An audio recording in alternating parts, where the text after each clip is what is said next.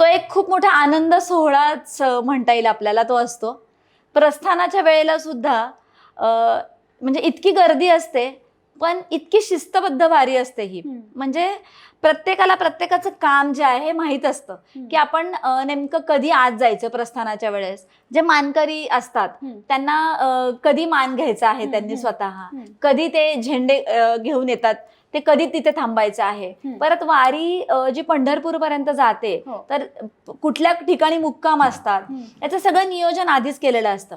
त्यामध्ये विश्वस्त म्हणून जबाबदारी तर आहेच, परंतु इथे एक टीम वर्क ज्याला म्हणतो आपण, ते इतकं चांगल्या पद्धतीने केलेलं असतं की त्याच्यामध्ये विश्वस्त म्हणून आम्हाला वेळोवेळी की हे झालं नाही ते झालं नाही असे कोणत्याही प्रकारच्या तक्रारी म्हणा किंवा असं आम्हाला असं त्रासदायक त्याच्यामध्ये काही नसतं.